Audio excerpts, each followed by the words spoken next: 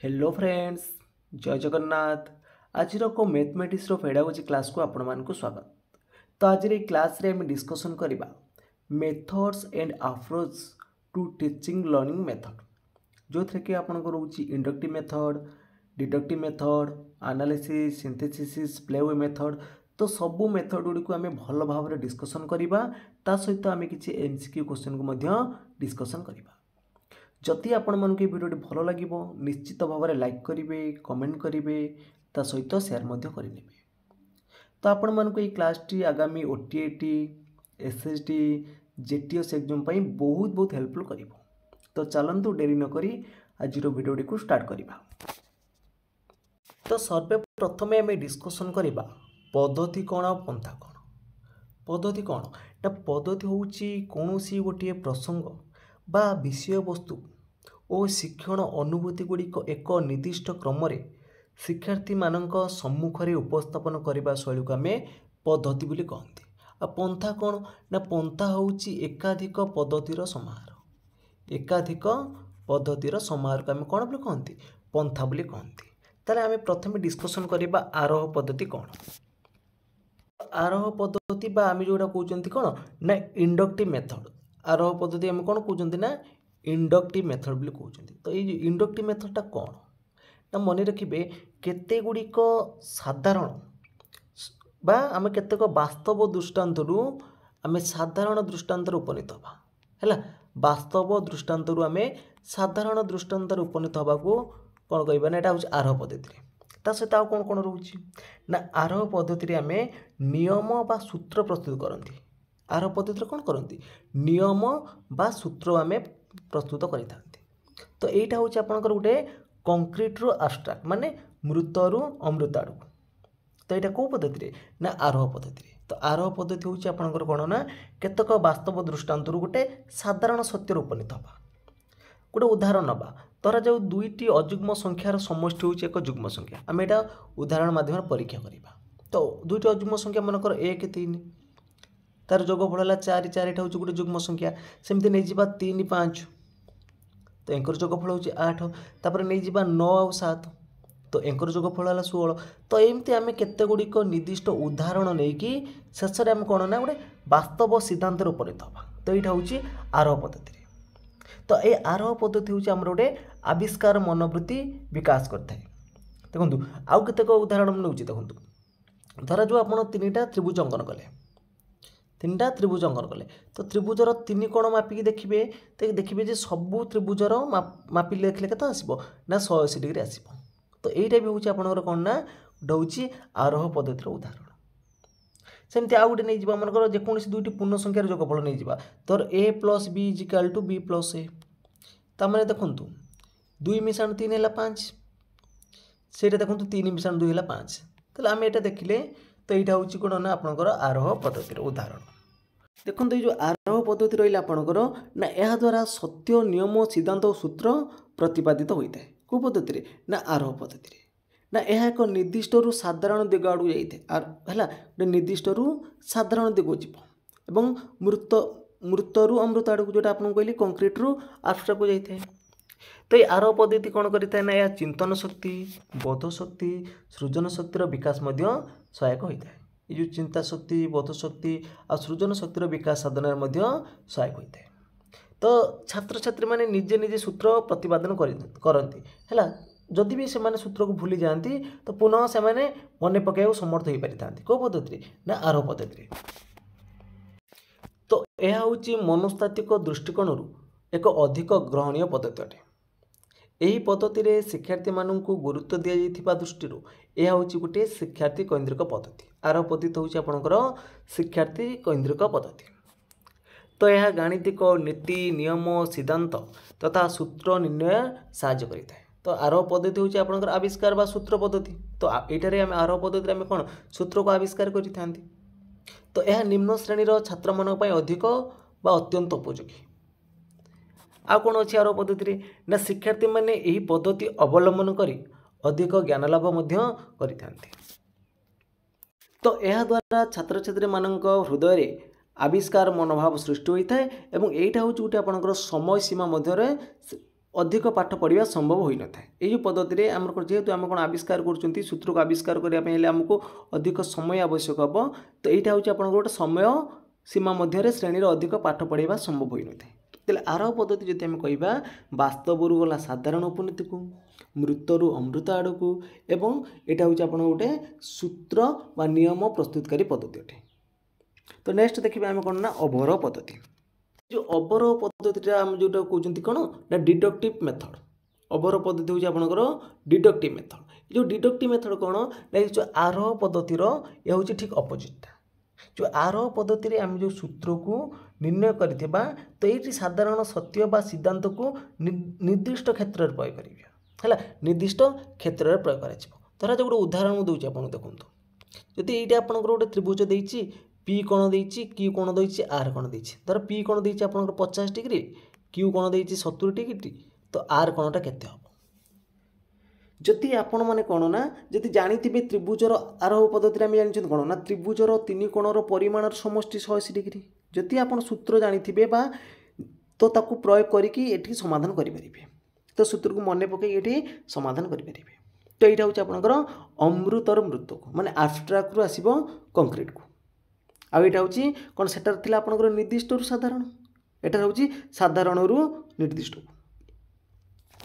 तो यही पद्धति देखो कौन हुए ना सूत्र को विभिन्न क्षेत्र में प्रयोग कर गाणितिक समस्यार समाधान करा जाए।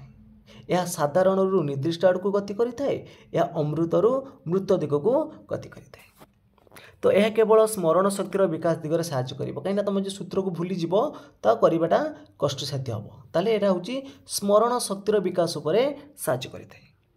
तो छात्र छात्री माने घोषी मन रखि सूत्र भूलीगले तो गाणितिक समाधान करें ना। यह मनस्तात्विक दृष्टिकोण एक ग्रहणीय पद्धति नुह। तो यही पद्धति शिक्षकों कार्यविधि को अधिक गुरुत्व देथिबारु यह एक शिक्षक केन्द्रिक पद्धति अटे। तो कौटा ना अवरोहटा हूँ आपंकर शिक्षक केन्द्रिक पद्धति कहीं ना यही पद्धति शिक्षक कार्यविधि को अधिक गुरुत्व देथिबारु तो प्रथम शिक्षक आसिक सूत्र को बुझेबे तापर किसी क्वेश्चन आंसर करेबे तापर पिला मानकु देबे। तो यहाँ जेहेतु शिक्षकों होउथबारु तो यहाँ हूँ शिक्षक केन्द्रिक कहीं आरोह पद्धति पिला माने निजे निजे सूत्र आविष्कार करेंगे। धर अजुग्म संख्यार जोगफल हूँ दुईट अजुग्म संख्यार जोगफल हूँ जुग्म संख्या तो पिला माने आगे ये कौन करेंगे अजुग्म संख्या को लेकिन जोग करेंगे तापर से माने निजे निजे जानीपर हाँ दुईट अजुग्म संख्यार जोगफल हूँ गोटे जुग्म संख्या। तो यहाँ से हूँ आपंकर आरोह पद्धति हूँ कौन शिक्षार्थी केन्द्रिक किंतु यहाँ हूँ आपंकर शिक्षक केन्द्रिक। तो आरोह पद्धति थी आपंकर कौन निम्न श्रेणी में प्रযোज्य यहाँ हूँ आपंकर अवरोह पद्धति हूँ उच्च श्रेणी मान प्रযোज्य। तो शिक्षार्थी मैंने पद्धति अनुसरण करने द्वारा से मैंने अधिक ज्ञान आहरण करने आग्रह हो न था। तापर आम देखा कौन ना विश्लेषण पद्धति जोटा कि आम कहते कौन ना एनालाइटिक मेथड। तो एनालाइटिक मेथड कौन ना विश्लेषण अर्थ हूँ भाग करवा प्रथमे समस्या जहाँ रही भाग करवा तो भाग कर सारापर आम कौन करवा ना तो समाधान करवा। तो विश्लेषण पद्धति क्षेत्र में गाणितिक समस्या पृथकीकरण विभिन्न अंश पृथक पृथक करा जाए एवं सेगुड़िक एकत्रीकरण कर संपर्क को अनुध्यान करा जाए। तो ये जो विश्लेषण पद्धति आप हूँ अज्ञात रु ज्ञात आड़ को कौर ना अज्ञात रु ज्ञात आ कौन ना हूँ सिद्धांत रु दत्त आड़ को आसब अज्ञात रु ज्ञात आड़ को आसब आ सिद्धांत रु दत्त आड़ को आसब आ शेष रु आरंभ आड़ को आसब मन रखिए अज्ञात रु ज्ञात सिद्धांत रु दत्त आ शेष रु आरंभ। तो ये विश्लेषण पद्धति कौन ना यह संश्लेषणर पूर्ववर्ती पर्याय भाव परिचित अटे। यह छात्र छात्री मानकर भावना शक्तिर विकास घटाई थाए। यही पद्धति द्वारा शिक्षार्थी मानकर हृदय रे आविष्कारमूलक चिंताधारा उद्रेक होता है। तो यही पद्धति प्रसंगटी उपर संपृक्त धारणा को छात्र छात्री मानक मनरे सृष्टि करने को समर्थ होता है। तो यही पद्धति शिक्षार्थी मानक मनरे कल्पना शक्ति सृष्टि करिवार सहायक होता है। कौटा आपंकर हूँ विश्लेषण पद्धति जोटा आम कहते एनालिटिक मेथड। तो परवर्ती आम देखा संश्लेषण बा सिंथेसिस मेथड। संश्लेषण बा सिंथेसिस मेथड। तो संश्लेषण पद्धति क्षेत्र में विश्लेषण द्वारा करा जाइथिबा प्रसंगर विभिन्न अंश को एक नुआ संपूर्ण विषय सृष्टि करने समस्या समाधान करने प्रक्रिया को कार्यकारी कराई यह तो मन कौन जाए देख तार ठीक उल्टाटा विश्लेषण ठीक उल्टाटा हूँ संश्लेषण सेटा होता आपंकर अज्ञात ज्ञात एटा हम कौन ना ज्ञात अज्ञात विश्लेषण होता कौन ना शेष रु आरंभ एटी हम आरंभ रु शेष सेठी थिला आपन सिद्धांत रु दत्त तो एटी हम कौन ना दत्त रु सिद्धांत तो विश्लेषण पद्धति ठारू संश्लेषण पद्धति आपनकर सहज श्रृंखल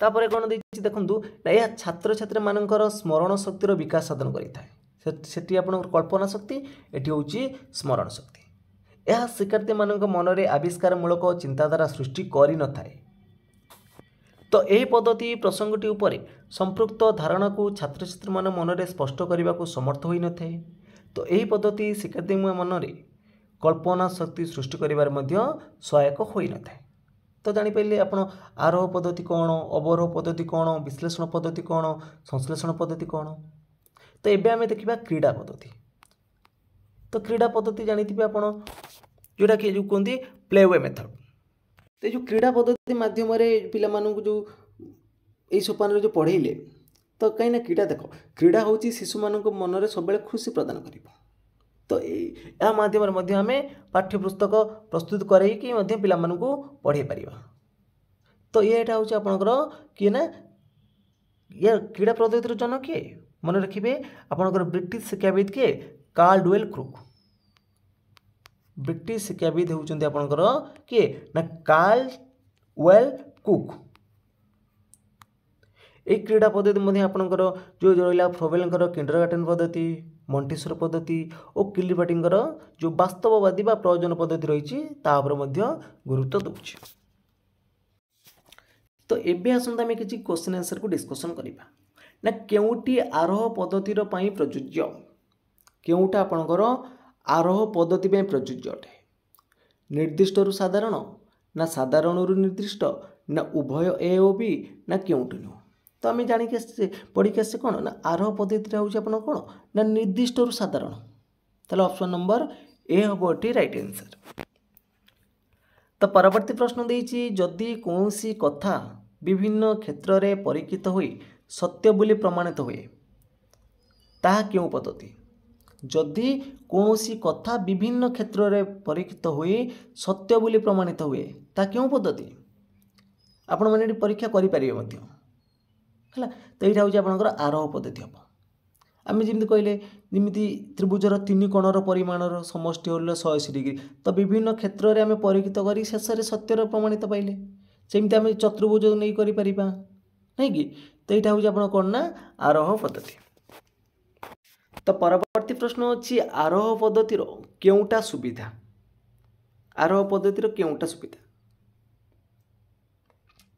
देखु यह द्वारा छात्र छात्री मानकर पर्यवेक्षण दक्षता वृद्धि पाइब आरोह पद्धति कौट निम्न श्रेणी मान कहली जो उच्च श्रेणी मान अवरोह पद्धति सुविधा हम ताले उभय ए ओ बी एटी ठीक हम तो परवर्ती प्रश्न देछि आरोह पद्धति द्वारा केउटा सुविधा होता है आरोह पद्धति द्वारा केउटा सुविधा होता है जुक्तियुक्त प्रमाण ना पुंखानुपुंख विश्लेषण ना उभय ए एवं बी ना केउटु नुह तो आरोह पद्धति द्वारा केउटा सुविधा होता है ना दीटा होता है जुक्तियुक्त प्रमाण ता सहित होची पुंखानुपुंख विश्लेषण तो परवर्ती प्रश्न अच्छी केउटी आरोह पद्धति पई उद्दिष्ट केउटा आपणकर आरोह पद्धति पई उद्दिष्ट देखो आरोह पद्धति आम पढ़ी आसछंती मृत माने कंक्रीट रु जीव आब्स्ट्राक्ट को एटा ठीक अच्छे यह निर्दिष्ट रु साधारण दिग गति करिथाए एटा भी आपणकर निर्दिष्ट रु साधारण गड़ी आसता है उभय ए एवं बी हम ये राइट आंसर तो परवर्ती प्रश्न देखा 6 नंबर पचार केउटी आरोह पद्धति पई अनुपयुक्त यह शिक्षक केन्द्रिक पद्धति यह मनस्तात्विक पद्धति न उभय ए ओ बी ना केउटी नुह तो प्रथम जति देखा आरोह पद्धतिटा कौन पर शिक्षक केन्द्रिक पद्धति तो शिक्षार्थी मैंने निजे ये सूत्र आविष्कार करेंगे ना उदाहरण नहीं कि तो ये शिक्षार्थी केन्द्रिक हम ताले ऑप्शन नंबर एटा ही आपणकर अनुपयुक्त अटे तो परवर्ती प्रश्न अच्छी आरोह पद्धति क्यों श्रेणी प्रयोज्य तो आरोह पद्धतिटा आपणकर निम्न श्रेणी मान प्रयोज्य अटे ता उच्च श्रेणी पे होची अवरोह बा डिडक्टिव मेथड मन रखिए। तो परवर्ती प्रश्न अच्छी ब्लूम को शिक्षण नीति क्या पर आधारित। ब्लूम को शिक्षण नीति क्या पर आधारित। शिक्षार उद्देश्य ना शिक्षण मान निर्धारण ना उभय ए और बी ना क्योंठू नुह। तो ब्लूम को शिक्षण नीति होची तार कौन रहिबो ना शिक्षण उद्देश्य रहिबो आ शिक्षण मान निर्धारण रहिबो। तो उभय ए एवं बी हम एठी राइट आंसर। तो परवर्ती प्रश्न देछि क्योंटी ब्लूम को शिक्षण उद्देश्य क्योंटा ना ज्ञान बोध शक्ति प्रयोग तीन टाक हूँ ब्लूम कर शिक्षण उद्देश्य। तो ऑप्शन नंबर डी हम राइट आंसर। तो परवर्ती प्रश्न अच्छी क्यों पद्धति शिक्षार्थी मनरे आविष्कार पद्धति उद्रेक करे। आविष्कार पद्धति क्यों पद्धतिटा पिला माने आविष्कार करुचंती हमर इंडक्टिव मेथड रे बा आरोह पद्धति रे। तो ऑप्शन नंबर ए हम राइट आंसर। तो परवर्ती प्रश्न अच्छी क्यों पद्धति रे पूर्व सूत्र को प्रयोग करी गणित समस्या समाधान हुए। ऑप्शन देछि आरोह पद्धति अवरोह पद्धति ना उभय ए एवं बी ना क्योंटी नुह। क्यों पद्धति रे पूर्व सूत्र को प्रयोग करी गणित समाधान करा जाए। जदि आमे जानिथिबा दुईटी अजुग्म संख्यार जोगफल होउछि गोटे जुग्म संख्या ताले आमे समाधान करदबा शीघ्र शीघ्र सूत्र को प्रयोग करी ताले एटा हिजिबो आपनकर अवरोह पद्धति। Option number B right answer हो।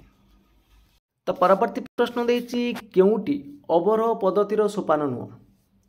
अवरोह पद्धतिर क्योंटा सोपान नुह यार सठिक उत्तर कौन आसो ना अवरोह पद्धतिटा होछि साधारण रु निर्दिष्ट आड़क किंतु वृत्तरु अमृत आड़क हेनी। यहाँ हूँ आपंकर कौटे यहाँ हूँ आरोह पद्धतिर उदाहरण बा तार सोपान यहाँ गोटे ये यहाँ हेनी। तो परवर्ती प्रश्न अच्छी अवरोह क्यों पिला उपयोगी। तो अवरोह पद्धतिटा आपंकर बुद्धिमान पिला उपयुक्त कहीं जो मैंने सूत्र को मन रखि थे से केवल करें। तो परवर्ती प्रश्न अच्छी क्योंटा ठीक। तो अवरोह पद्धति क्योंटा ठीक ना यह अल्प श्रम आवश्यक करे नुहे कि अवरोह पद्धति रे अल्प श्रम आवश्यक करिथाए।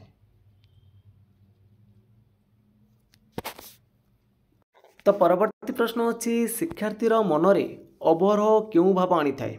आग्रह आत्मविश्वास ना उभय ए ओ बी ना क्योंटू नुह।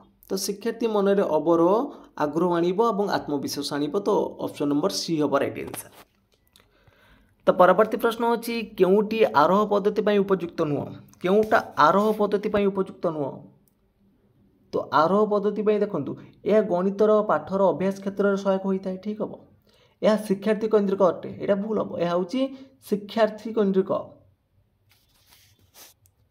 सरी ये आप ठीक अच्छे ये आरोह कथा पचार ना। तो आरोहटा हूँ आप शिक्षार्थी केन्द्रिक यहाँ ठीक हम आपंकर है। आरोहटा हूँ आपंकर कौन ना शिक्षार्थी केन्द्रिक। तो यहाँ ठीक हम। तो ताले क्योंटी उपयुक्त नुह पचार क्योंटी नुह हम डी हम ये राइट आंसर। तो परवर्ती प्रश्न देछि अवरोह पद्धति कहार विकास में अनुपयुक्त।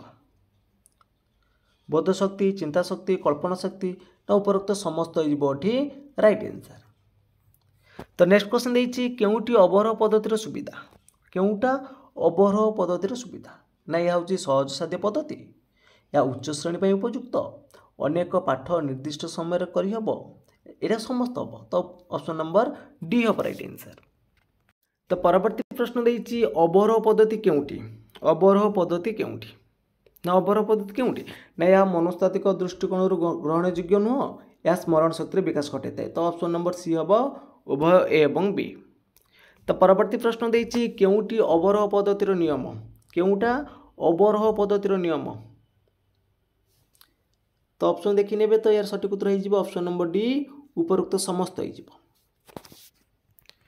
तो परवर्ती प्रश्न देछि क्यों पद्धति रे प्रसंग सहित विभिन्न उपादान गुड़ी को पृथक पृथक कर भांगी दि जाए। क्यों पद्धति रे ना एनालिटिक मेथड जोटा हूँ आपंकर विश्लेषण पद्धति। तो विश्लेषण अर्थ हूँ भाग करवा ताले एटा हूँ आपंकर कौन ना पृथक पृथक कर अलग करदब बा भांगीदब। तो सी हम ये राइट आंसर। तो परवर्ती प्रश्न देछि विश्लेषण पद्धति कौन ज्ञातरु अज्ञात आड़क जाए ना अज्ञातरु ज्ञात आड़क जाए ना उभय ए एवं बी ना क्योंटू नुह। तो जो आपन रहा विश्लेषण पद्धति तो यहाँ आप जानी कौन ना सिद्धांतरु दत्त आ शेषरू आरंभ आउ अज्ञातरू ज्ञात ताले ऑप्शन नंबर बी हम ये राइट आंसर।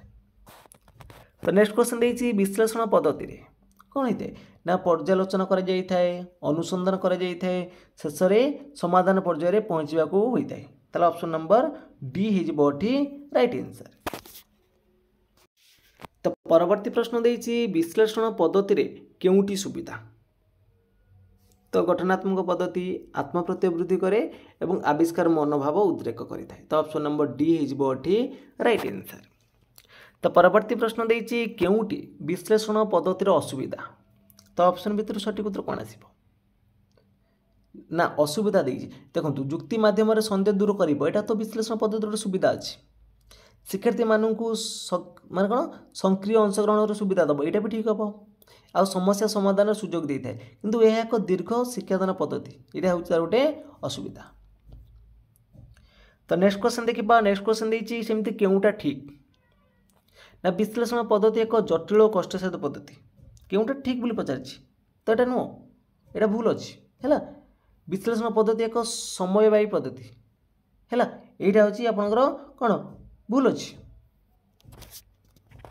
ना ना विश्लेषण पद्धति देखूँ ना विश्लेषण पद्धति एक जटिल और कष्टसाध्य पद्धति हाँ यहाँ कष्ट हम ना कहीं जेहेतु आम शेषरू आरंभ आड़क आसवा यहाँ तो कष्ट हम और यहाँ हूँ गोटे समयवाही पद्धति ये दुईटा ही आपंकर ठीक हम है ऑप्शन नंबर ए और बी आपंकर उभय ठीक हम।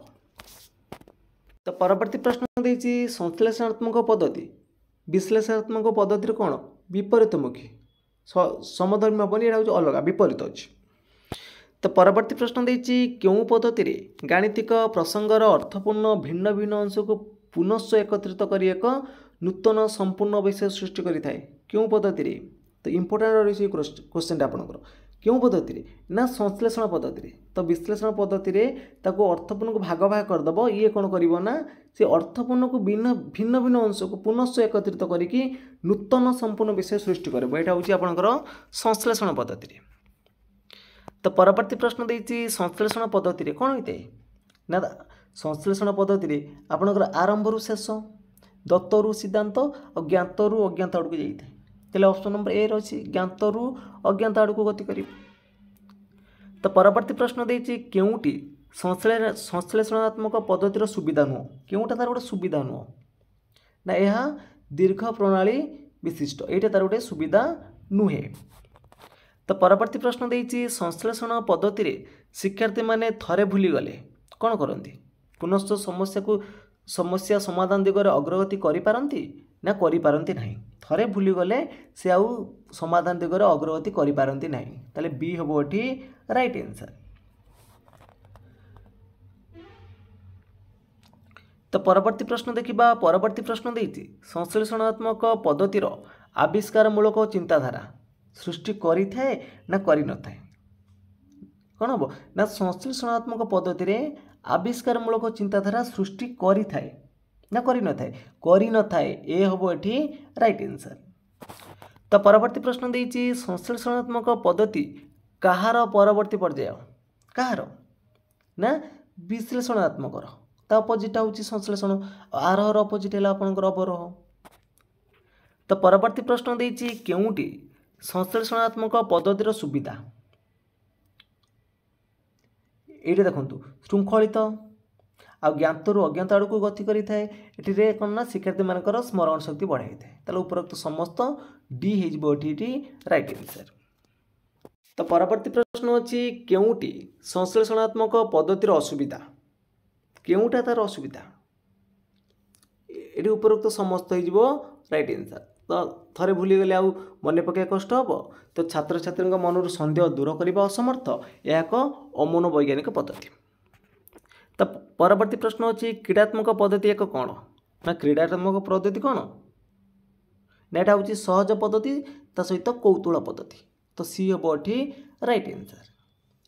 तो नेक्स्ट क्वेश्चन देछि क्रीडात्मक पद्धति केउटी विकास करि थाए केउटी ज्ञान सामर्थ्य दी टांकर हम तो सी हम ये राइट आंसर। तो परवर्ती प्रश्न देछि क्रीडात्मक पद्धति क्यों श्रेणी पर उपयोगी तो साधारणतः मन रखिथे क्रीडात्मक पद्धति हूँ निम्न श्रेणी मान। तो नेक्स्ट क्वेश्चन देछि क्रीडात्मक पद्धति केउ गुणर विकास करि थाए सब गुण विकास करिवो तुमर शारीरिक बौद्धिक सामाजिक तो ऑप्शन नंबर कोन हबो डी हबो एठी राइट आंसर। तो नेक्स्ट क्वेश्चन देछि क्रीडात्मक पद्धतिर पृष्ठपोषक किए किए ना ब्रिटिशर मु कहितले ब्रिटिश वैज्ञानिक आपनकर किए कार्लवेल कुक बा एच.सी. कुक हबो एठी राइट आंसर। तो परवर्ती प्रश्न देछि केउटी गठनात्मक पद्धति पे प्रযোज्य गठनात्मक प्रযোज्य कोटा ना ऑप्शन नंबर डी यह एक क्रियाशील विविध चिंताधारा उद्योग कराए एवं जटिल चिंताधारा को उद्रेक मध्य कराई थाए। तो परवर्ती प्रश्न अछि केउटी गठनात्मक प्रणाली रो केउटी को व्यवहार करा जाई थाए शिक्षकंकर अनुभूति ना शिक्षार्थीर अनुभूति ना उभय ए एवं बी ना केउटी नु। तो यार सठिक उत्तर कोन आसीबो ना केउटी गठनात्मक प्रणाली रो केउटी को व्यवहार करा जाई थाए ना शिक्षार्थीर अनुभूति को ऑप्शन नंबर बी हबो एठी राइट आंसर। तो परवर्ती प्रश्न अछि गठनात्मक पद्धति रे कोन अधिक समय आवश्यकता थाए ना उभय शिक्षक और शिक्षार्थींकर बहुत प्रस्तुत दरकार ना उभय ए ओ बी ना केउठु नु। ना गठनात्मक पद्धति रे मन रखिबो अधिक समय आवश्यकता अछि ता सहित शिक्षक शिक्षार्थी को मध्य प्रस्तुत करिवार अछि तो ऑप्शन नंबर सी हबो एठी राइट आंसर। तो नेक्स्ट क्वेश्चन देछि गठनात्मक पद्धति रो केउटा प्रथम सोपान कोटा ना आगे होची नियुक्तिटा तो ऑप्शन नंबर सी हबो एठी राइट आंसर। तो फ्रेंड्स आज क्लास टी सरी जाइए जदि आपण मन क्लास टी भल लगी निश्चित भाव में लाइक करेंगे कमेंट करेंगे ता सहित शेयर मध्य करेंगे और जो पिला माने चैनल को प्रथम थर विजिट करुँच चैनल को सब्सक्राइब कर रखिए। तो फ्रेंड्स आज पे जय जगन्नाथ जय हिंद।